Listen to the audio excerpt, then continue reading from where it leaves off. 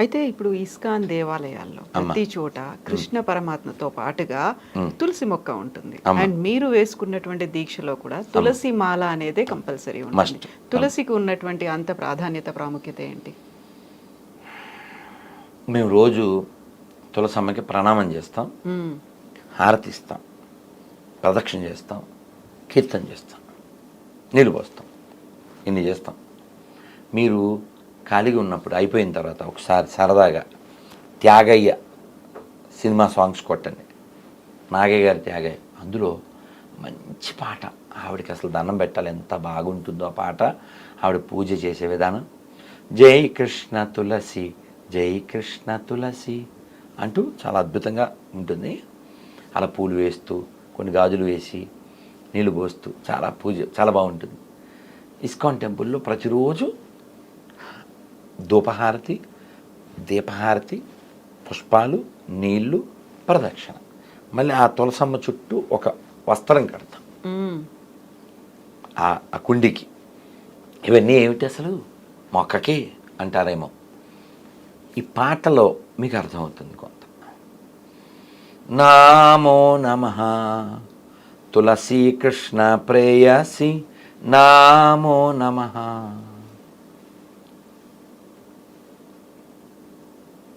ఈ కీర్తన ఒక 4 చరణాలు ఉంటాయి. మ్మ్.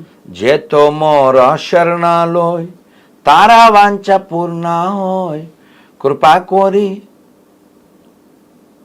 కోరో తారే బృందావనవాసి, నామో నమః. ఇలా ఈ కీర్తన ముఖ్యమైనటువంటి ఈ ప్రార్థన ఏమిటంటే, తులసిదేవికి ఇంకో 2 పేర్లు ఉన్నాయి. ఏమిటివి? బృందదేవి, మ్మ్. భక్తిదేవి అని. సో ఒక శ్లోకం 3 సార్లు చదివి మేము తర్వాత పూజ చేస్తాం. ప్రణామం చేసినప్పుడు రోజు ఏమిటంటే, వృందాయై తులసిదేవాయై, ప్రియాయై కేశవస్య చ, కృష్ణభక్తి ప్రదే దేవి, సత్యవత్యై నమో నమః. అంటే అమ్మ కృష్ణుడికి చాలా ప్రియమైనదానా, కృష్ణభక్తి ప్రదేదేవి, నువ్వు మాకు కృష్ణుడి పట్ల భక్తిని ఇచ్చేదానా, ఇవ్వగలిగేదానా, నీకు నమస్కారాలు. మ్మ్. ఓ బృందదేవి, ఓ భక్తిదేవి, ఓ తులసమ్మ, నీకు ప్రణామము అని చెప్పేసి దాని అర్థం. అందుకని దీనా కృష్ణ దాసేకో అంటే నువ్వు కృష్ణుని ఇవ్వగలిగేదాన్ని అని.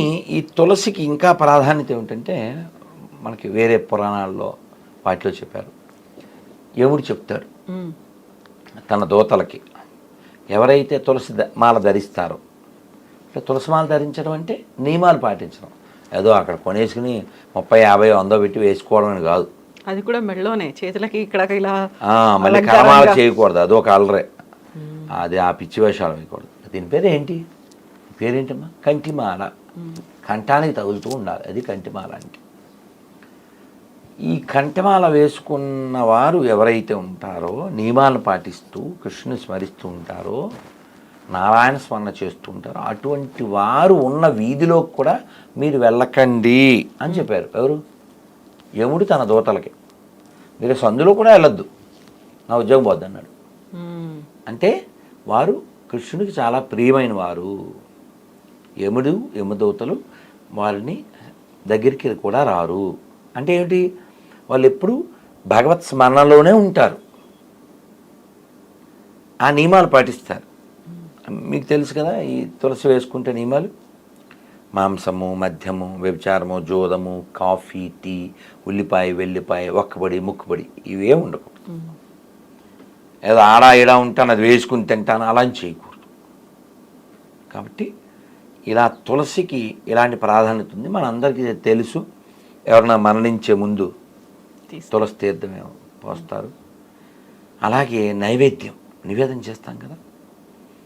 చంద్రశేఖర్ అనే ఓ గొప్ప భక్తుడు, నామో నమో తులసి మహారాణి వృందే మహారాణి, నామో నమో నమో రే మయ్యో నమో నారాయణి, చాలా బాగుంటుంది. అందులో చివరి చెప్తాడు, ధన్యకృష్ణ తులసి, అమ్మ ఓ తులసి, నీవు లేకపోతే కృష్ణుడు అసలు ఆ నివేదన స్వీకరించడు.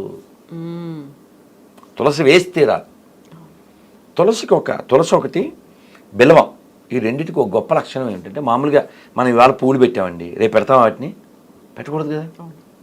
కానీ తులసి బిల్వానికి ఆ దోషం లేదు.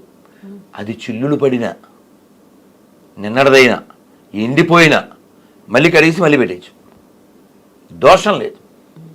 తులసుకున్న ప్రాధాన్యత అది. బిల్వం, తులసి అటువంటి.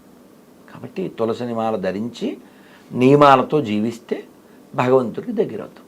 మళ్ళీ ఈ ప్రపంచంలోకి రాకుండా ఉంటాం. మళ్ళీ రాకూడదు కదమ్మా.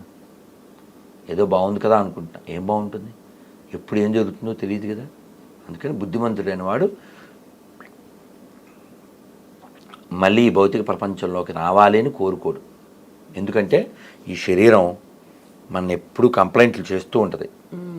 దీనికి రోగం వస్తుంది వద్దన్న, దీనికి ముసలితనం వస్తుంది, దీనికి చావు వస్తుంది.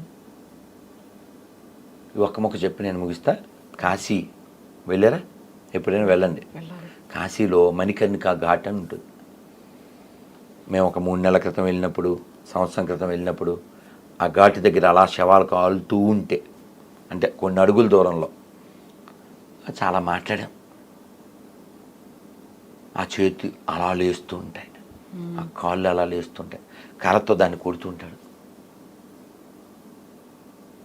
ఆ కాళ్ళు కూడా మన కాళ్ళు లాంటివేగా, ఆ చేతులు మన చేతులు లాంటివేగా. ఇప్పుడు భగభగ మంటల్లో మాడిపోయి ఆ మాంసం అంతా కారిపోయి అది బూడిదలో బూడిదైపోయి కట్టెల్లో కట్టయిపోతుంది. కట్టెలలో కట్టవుతుంది, ప్రపంచంతో వీడుకున్న సంబంధం కట్ అవుతుంది. కాబట్టి బుద్ధిమంతుడైన వాడు ఎలా ఉండాలో అన్నమయ్య చెప్తాడు. ఎవ్వరెవ్వరి వాడు ఈ జీవుడు, ఎవ్వరికి ఏమౌనో ఈ జీవుడు, కొందరికి కొడుకాయ ఈ జీవుడు, మరి కొందరికి తోబుట్టువి జీవుడు. ఎవరివాడు? కాబట్టి బుద్ధిగా ఉండడం అంటే భగవంతు వలగును బుద్ధి అన్నారు. భగవంతుడే కావాలి అనుకునేటువంటి బుద్ధి మనకు పుట్టాలి. ఆ బుద్ధి మనకి ఎలా పుడుతుందంటే మనం వినేదాన్ని బట్టి, మనం తినేదాన్ని బట్టి.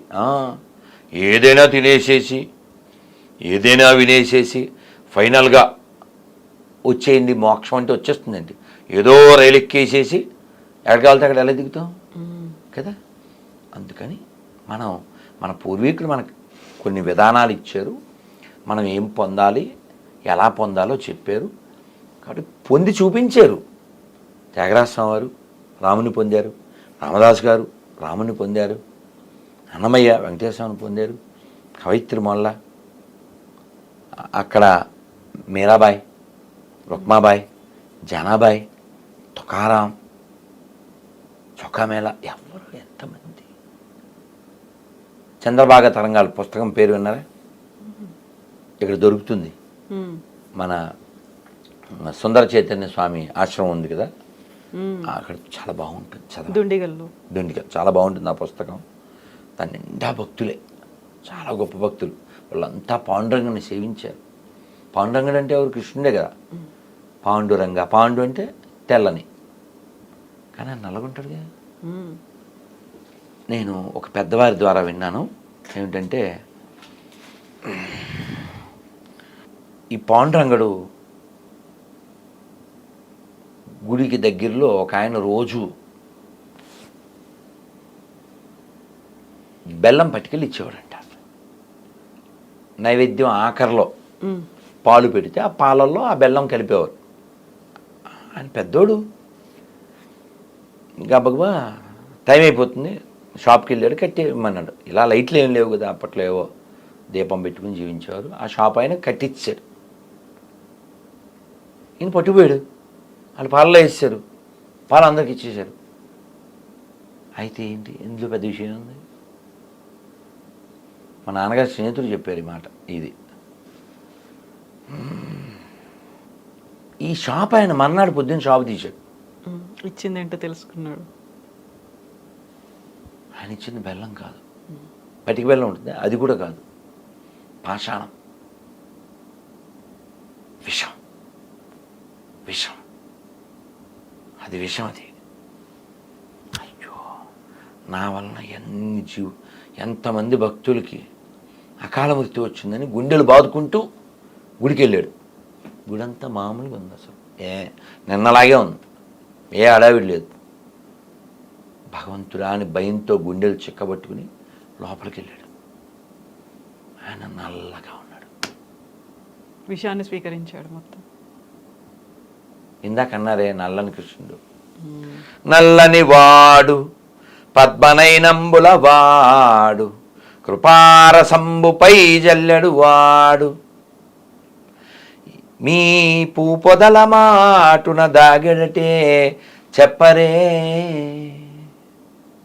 కాబట్టి ఆ నల్లని కృష్ణుడు, అందుకే అన్నమయ్య కూడా చెప్తాడు కదా, చాలా బాగా చెప్తాడు, చాలా బాగుంటుంది.